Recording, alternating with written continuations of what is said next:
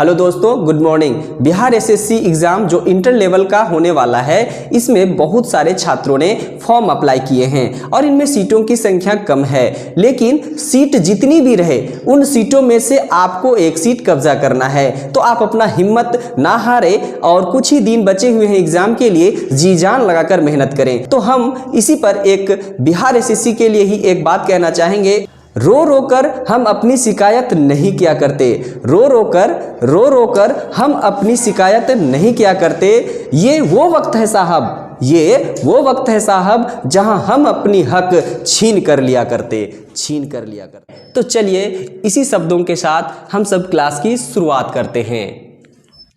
देखिए आज का पहला क्वेश्चन है, a, b से बड़ा है, c, b से बड़ा है लेकिन a से छोटा है। ठीक, d, e और b दोनों से छोटा है, b e से बड़ा है, तो कौन सबसे छोटा है, ये क्वेश्चन है। तो देखिए कैसे क्या है, लोग यहाँ पे कितने हैं पहले इस चीज को पता कीजिए। a है, यहाँ b है, c है, 3 हो गए, d है और e है, मतलब 5 लोग हैं। 5 लोगों को बैठाना है, तो कैसे बैठेगा? 5 लोगों के लिए पहले पॉइंट नियुक्त कीजिए, एक यहाँ, एक यहाँ, एक यहाँ, एक यहाँ, एक यहाँ। 5 लोगों के लिए प्लेस हम एडजस्ट कर दिए हैं। स्टेटमेंट में क्या कहता है? पहला, ए बी से बड़ा है। ए जो है बी से क्या है? बड़ा है। ये क्वेश्चन कह रहे हैं ना, ए बी से क्या है? बड़ा है। तो इधर हम क्या करते हैं, इधर बड़ा लिखते हैं। देखिए जैसे मान लेते हैं इधर बड़ा और इधर छोटा, सबसे बड़े वाले को इधर लिखेंगे। तो ए बी से बड़ा है, ए बी से बड़ा है, तो इसका मतलब हुआ ए जो है बड़ा है किससे? बी से। तो बड़ा वाला इसका मतलब ए इधर बैठेगा, बी इधर बैठेगा। अगर इस दोनों का ही बात किया जाए तो ए जो है बी से क्या है? बड़ा है, तो बी छोटा होगा और ए बड़ा होगा।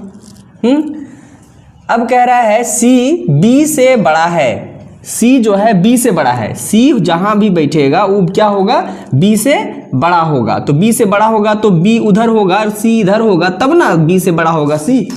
तो मान लेते हैं हम इसको इसके बगल में दे दिए, सी बी से बड़ा है लेकिन ए से छोटा है। अच्छा छोटा है, ए से छोटा है कौन? सी। तो सी जो है इधर ही बैठेगा, मतलब ठीक है जगह पर है। अब आगे चलिए, डी ई और बी दोनों से छोटा है। डी जो है ई और बी दोनों से छोटा है, डी जो है ई और बी दोनों से छोटा है। तो दोनों से छोटा है तो उधर बैठेगा, तो छोटा है तो कौन? डी। डी जो है छोटा है किससे? ई और बी दोनों से, तो ई और बी दोनों से छोटा है। देखिए अगर हम ई यहाँ देते हैं तो ई और बी से ही छोटा होगा इधर। अब जरूरी नहीं है कि B के बगल में E बैठेगा इस साइड में कि इस साइड में, E जो है इधर बैठ भी सकता है ना। तो अब E के बारे में क्या कहता है आगे, देखिए यहां कह रहा है B E से बड़ा है, E कह दिया ना, B E से बड़ा है तो सही है, E से बड़ा होगा तो बड़ा इधर बैठ रहा है ना, तो E को उधर ही रखना होता। अगर यहां कहता E जो है बड़ा है B से, तब E इस साइड बैठ जाता, ई बड़ा होता अगर बी से तब। लेकिन यहाँ पे कह रहा है कि ई जो है बी जो है ई से बड़ा है, बी ई से बड़ा है, तो बड़ा वाला को इधर रख रहे हैं तो ई उस साइड होगा, तब यहाँ पर बी होगा। क्या समझ में आ रहा है यहाँ तक? अब चलिए कितने हो गए यहाँ पे? 1 2 3 4 5, ऐसे तो बैठ ही गया है। अब देखिए इसको आप यहाँ भी बैठा सकते हैं, इसका मतलब बड़ा वाला को इधर रखना चाह रहे हैं तो ए यहाँ बैठ रहा है, सी यहाँ, बी यहाँ, ई यहाँ और डी यहाँ। तो सबसे क्वेश्चन में बोलता है कौन सबसे छोटा है, तो कौन सबसे छोटा है भाई? तो छोटा वाला इधर है, डी। तो डी ऑप्शन नंबर 3 में है, तो ऑप्शन नंबर इसका 3 हो जाएगा। ठीक है, देखिए नेक्स्ट क्वेश्चन में लिखा हुआ है, यदि एक कूट भाषा में पिक अप द बुक को काटा ना पा और बुक इज गुड को सा डा पा टा के रूप में कोडित किया जाता है, तो उस कूट भाषा में पिक कैसे लिखा जाएगा? यह कोड किया गया है। तो देखिए क्या है लिखा हुआ है यहाँ पर, यहाँ देख लीजिए, पिक अप द बुक, ये है। इसको लिखता है का टा ना पा, ये का टा ना और पा, ठीक है, इसको लिखा गया। और दूसरा है book is good, book is good, इसको लिखा जाता है सा डा पा और टा।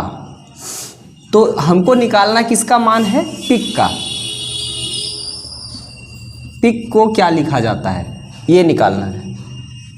तो देख लीजिए, ऐसे क्वेश्चन में हमको जो ये कोडिंग किया गया है उसमें से दोनों लाइन में से मिलाना पड़ता है। तो देखिए बुक है यहाँ पर, यहाँ भी बुक है कि नहीं। तो इस कंडीशन में दोनों में क्या मिल रहा है जरा देखिए। तो इस तरह से बुक बुक मिला, तो इधर क्या मिल रहा है दोनों में, दोनों लाइन में देखिए पा और पा हुआ, इसका मतलब इसका, ठीक है। अब गुड यहाँ है क्या, नहीं ना है, ऊपर में अप है, ऊपर में तो नीचे नहीं है। तो हम सिर्फ इस कंडीशन में, ऐसे कंडीशन में बुक का पता लगा सकते हैं कि उसका पा हो सकता है, ठीक है। बुक को कोडिंग किया गया है पा के साथ, या बुक को कोडिंग किया गया है आपको, ये जो टा देख रहे हैं ये टा और ये टा, मतलब बुक का माने हो सकता है कोडिंग करने का, पा भी हो सकता है और टा भी हो सकता है। लेकिन क्वेश्चन यहाँ पे कह रहा है कि हमको पिक का चाहिए। तो पिक देखिए यहाँ क्या है, पिक के लिए आपको इतना में से कोई सा भी हो सकता है, ये भी हो सकता है, ये भी हो सकता है, और ये का भी हो सकता है, ना भी हो सकता है। तो अभी जो है ना और कुछ इसमें देना चाहिए था क्वेश्चन में, लेकिन वो चीज़ इसमें कंप्लीट रूप से और नहीं दिया है। तो ऐसे कंडीशन में हम ऑप्शन के तौर पर जाएंगे।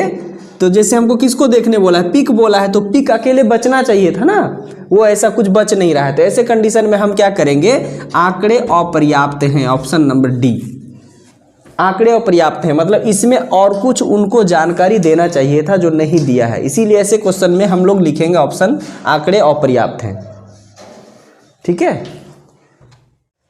इसी तरह का इंपॉर्टेंट वीडियो देखते रहने के लिए हमारे YouTube चैनल गोल्डन जीवन को जरूर सब्सक्राइब करें। Thank you.